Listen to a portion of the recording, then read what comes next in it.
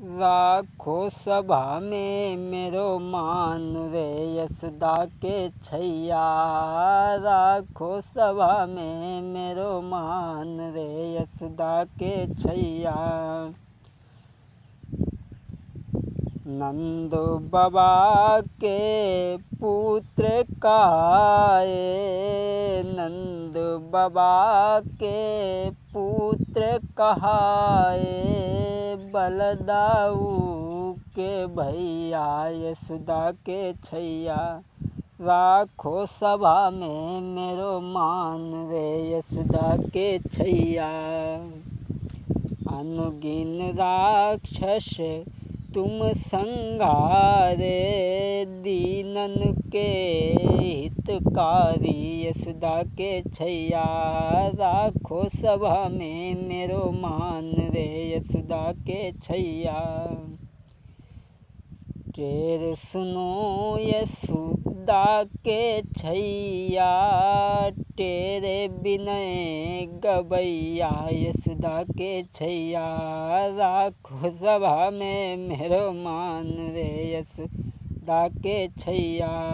राखो सभा में मेरो मान रे यशोदा के छैया। हाँ भैया, आज हम आप लोगों को ये कहानी जो लेकर के चल रहे हैं सदन कसाई की, क्षमा करें जैसा कि हमें प्रमाण मिला वो हम आप तक पहुंचाने के लिए जा रहे हैं। और हम तो जनता की मांग को पूरा करने के लिए हर समय जुटे रहते हैं। तो आ जाइए, जिस कैसेट का आपको इंतज़ार था वो कथा आपके बीच में आ रही है। काशी के बीच में एक गाय भागती हुई आती है। वो काशी की गलियों में घुस जाती है और उसके पीछे एक कसाई लगा है। एक ब्राह्मण देव बैठे भजन कर रहे थे। उनसे उसने पूछा कि इधर से कोई गाय गई है, तो वे बोले नहीं। उन्होंने हाथ का इशारा कर दिया और वो उसी आधार पे जाकर के कसाई उस गाय को ढूंढ करके गौवध कर देता है। वो गाय ख़त्म हो जाती है। कुछ दिन के बाद में वो पंडित जी भी ख़त्म हुए और सदन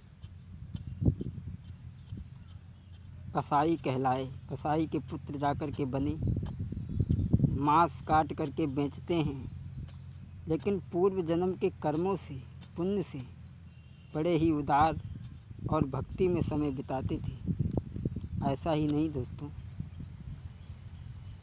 भक्ति में समय बिताई सुनो दे ध्यान सभी नर नारी।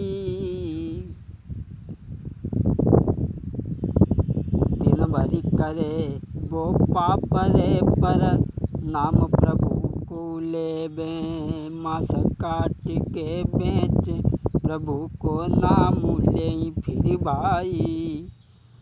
और बड़े प्रभु की महिमा है के कहाँ तक तुम्हें बतावे। मांस काट करके बेचते हैं लेकिन भक्ति में रहता है। एक दिन नदी के किनारे गए तो वहाँ एक पत्थर देखा, उसे उठा करके ले आए। लेकिन उन्हें नहीं मालूम था कि पूर्व जन्म में इन्हीं शालिक राम को मैं पूजता था। अनजाने में उठा करके लाए, उससे मांस तौलते हैं। उस पत्थर का इतना मान हो गया कि 1 किलो 2 किलो 10 किलो तक उससे वो तौल देते थे उसी पत्थर से। एक दिन उनकी दुकान के सामने से एक ब्राह्मण निकला और ब्राह्मण देव ने देखा कि ये शालिक राम से मांस को तौल रहा है। तो ब्राह्मण बोले, ब्राह्मण ने कही समझाई, ओरे करे का काम ज्ञान नहीं तो को। जे है शालिक राम भगवान रे तू, गंधो काम करवाए रहो। इनसे तोले मास शर्म ना तोई, हाय निकल हो आबे। और काहे को अधर्मी अधर्म को रोहे अरे कमाई। ब्राह्मण देव कहने लगे, तुझे नहीं मालूम शालिक राम है। उसी समय ब्राह्मण देव ने सदन कसाई से वो शालिक राम ले लिए, पत्थर ले लिए और जाकर के घर में चंदन बंदन किया, नहलाया धुलाया, पूजा की और बड़ा ही अहंकार हो गया ब्राह्मण को। तो रात में ब्राह्मण को सपना दिया, कहा कि तुम मुझे जहाँ से ले आए हो वहीं मुझे छोड़ करके आओ, मैं वहीं ही खुश हूँ। क्योंकि वो भक्ति भरे गीतों से हमें रिझाता है और मुझे ऐसा लगता है कि मैं उसके पलना में नहीं झूलता। ऐसा लगता है मुझे वो पालना में झुला रहा, मुझे बड़ा ही वहाँ आनंद है। ब्राह्मण देव उस पत्थर को लेकर के सदन कसाई के पास में पहुँचे, कहने लगे, ये शालिक राम है और ये भगवान है, तुम्हारे ही साथ में खुश रहना चाहते हैं, खुश हैं तुम्हारे ही साथ में। उसी समय अपनी गलती को मान करके सदन कसाई क्षमा मांगते हैं और बाहर को निकले हैं। लेकिन जब यात्रा पे निकले हैं तो सबने पूछा कि तुम कौन हो, तो उन्होंने अपना परिचय दिया। सब उनसे घृणा करने लगे। छोड़ करके वो आगे बढ़े, शालिक राम के साथ में भजन करते हुए एक नगर के किनारे पहुँची। उन्हें प्यास लगी तो एक कुआं पे पहुँची, लेकिन एक कुआं पे एक बड़ी सुंदर औरत रही, बहुत सुंदर। कैसी थी? देखी सुंदर नारी सुनो दे ध्यान सभी मेरे भाई, और देख के सदन को बदन रे वो रह गई निगाह घुमाई। जो सदन को सुंदर चेहरा देखो सो वो नारी मन में सोचने लगी, भगवान जे कैसे हमें मिल जाते। और सोचने लगी, अरे देखे आँखें फाड़ी बनू में नारी तुई न की भाई। तबई बाने सदन से के बोली बचन उचारी। सदन से बोली, ऐसा करो पानी पी लो, संजा हुआ ही कहाँ जे हो आज तुम हमारे घर में रुको। और बोली, तुम चलियो मेरे घर बाबा जी, तुम रुक लीजो, तुम घर में चलियो मेरे बाबा आई रुक जाइयो। भोर होत तुम तो चले जाइयो, मैं हाथ जोड़ी के कही रही हूँ भोले बाबा जी। वो आज स्त्री सदन पे मोहित होकर के उन्हें घर ले जाती है और रात्रि में पति को सुला करके पास में गई, अपने प्रेम जताने की कही, तुम मेरे साथ में हास विलास करो और मेरे साथ में रहो। तो उन्होंने साफ मना कर दिया, मैं पतिव्रता धर्म का पालन करता हूँ, मैं आपसे ऐसा काम नहीं कर सकता। तो उसी समय उसने सोचा कि ये सदन पति के रहते हुए मेरे साथ में नहीं रहेंगे और नहीं मेरे मन की हो पाएगी। मैं तो चाहती हूँ हमारे पति बने। उसी समय रात में जाकर के उसने अपने पति का सर काट लिया और काट करके जब रोने लगी तो गांव में चर्चा हो गई। तो आज सदन को पकड़ करके सभा में हाजिर किया गया राजा के सामने। राजा ने देखा तो सोचने लगा, ये इस तरीक़ा की गलती कभी नहीं कर सकता है।